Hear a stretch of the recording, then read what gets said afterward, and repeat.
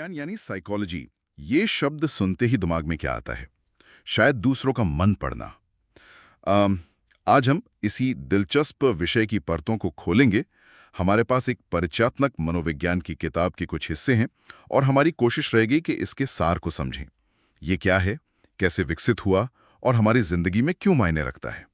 तो तैयार हैं मनोविज्ञान की दुनिया में झांकने के लिए?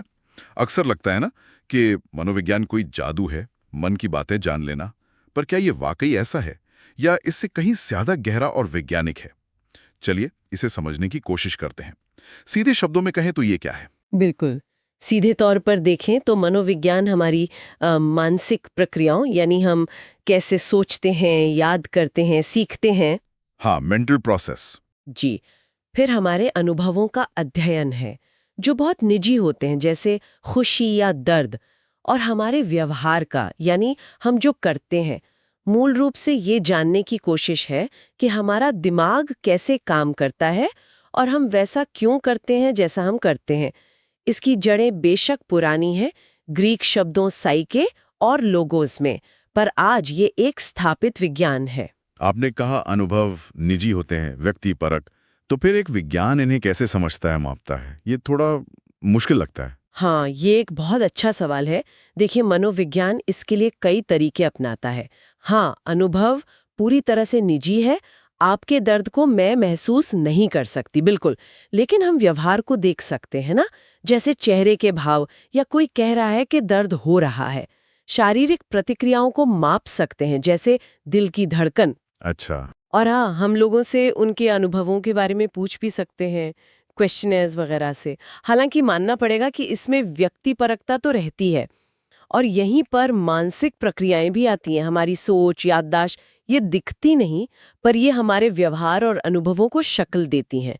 तो इन्हें समझना पहेली के टुकड़े जोड़ने जैसा है, सब मिलाकर देखना पड़ता है। दिलचस्प है। और मैंने सुना है कि मनोविज्ञान को विज्ञान की दो अलग-अलग शाखाओं में रखा जाता है, प्राकृतिक विज्ञान और सामाजिक विज्ञान। ये थोड़ा अजीब नहीं लगता, एक ही विषय दो खांचों में? हाँ, ये इसकी एक अनोखी बात है और जरूरी भी है। देखिए, प्राकृतिक विज्ञान की तरह मनोविज्ञान भी कारण और प्रभाव समझने की कोशिश करता है, वस्तुनिष्ठता पे जोर देता है। जैसे मान लीजिए हम जानना चाहते हैं कि क्या कोई खास पढ़ने की तकनीक याददाश्त बेहतर करती है, तो हम नियंत्रित प्रयोग करेंगे, डेटा इकट्ठा करेंगे, विश्लेषण करेंगे।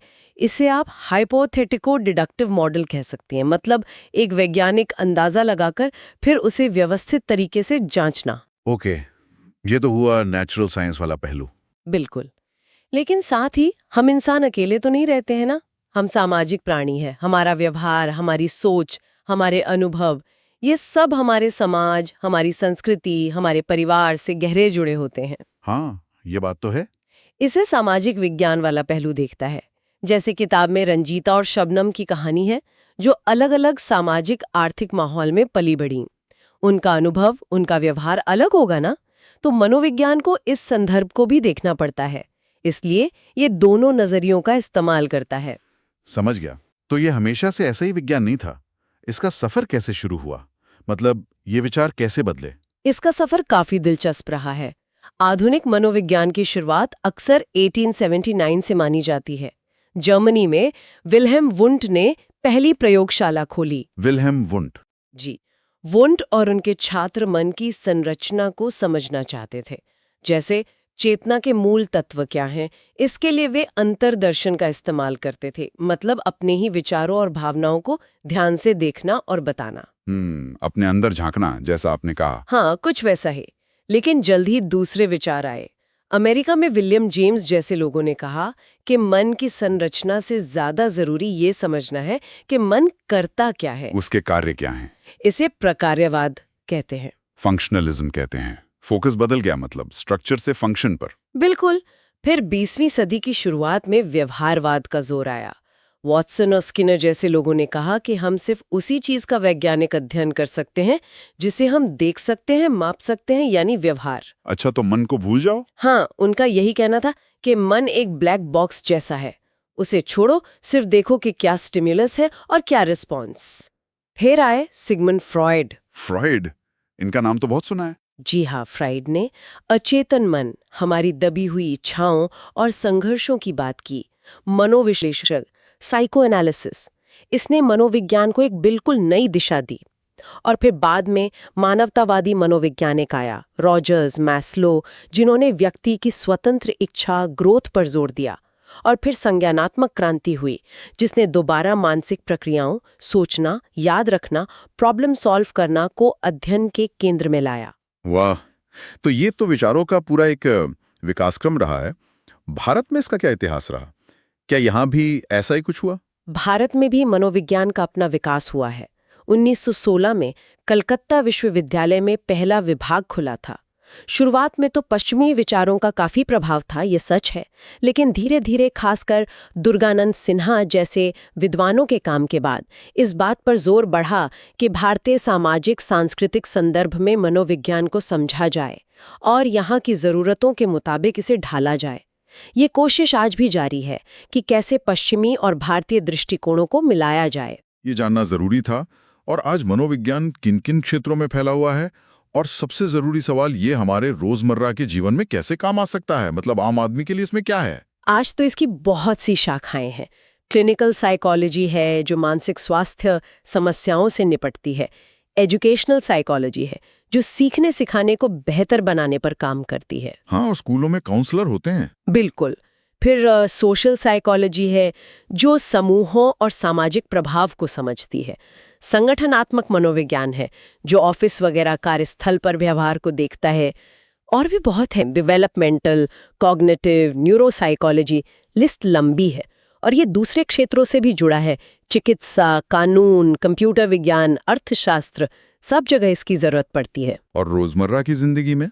रोजमर्रा की जिंदगी में तो बहुत काम का है। ये सिर्फ एकेडमिक विषय नहीं है। देखिए, ये हमें खुद को बेहतर समझने में मदद करता है।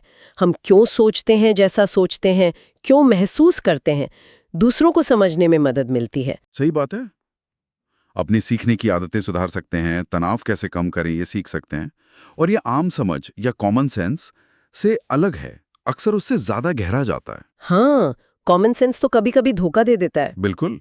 जैसे वो कैरल ड्वेक का अध्ययन है ना, उन्होंने पाया कि जिन बच्चों को मुश्किलों का सामना करने पर उनकी मेहनत के लिए सराहा जाता है, वे उन बच्चों से बेहतर करते हैं जिन्हें उनकी बुद्धि या स्मार्टनेस के लिए सराहा जाता है। अच्छा, ये तो उल्टा लगता है थोड़ा। हाँ, शायद कॉमन सेंस यही कहेगा कि बच्चे को स्मार्ट बोलो तो वो और अच्छा करेगा, पर शोध दिखाता है कि मेहनत की तारीफ करने से वो चुनौतियों का सामना करने में ज्यादा सक्षम बनते हैं।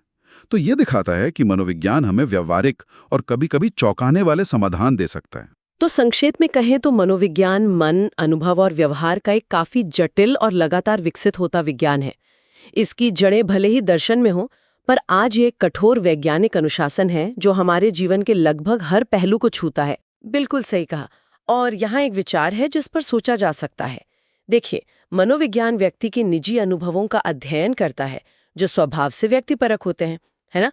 लेकिन साथ ही यह एक विज्ञान है जो वस्तुनिष्ठता चाहता है। हाँ, ये तनाव तो है। तो सवाल ये है कि भविष्य में यह क्षेत्र इन दोनों व्यक्ति की अपनी अंदरूनी सच्चाई और वैज्ञानिक सटीकता के बीच संतुलन कैसे बनाए रखेगा, खासकर जब हम चेतना जैसी और भी जटिल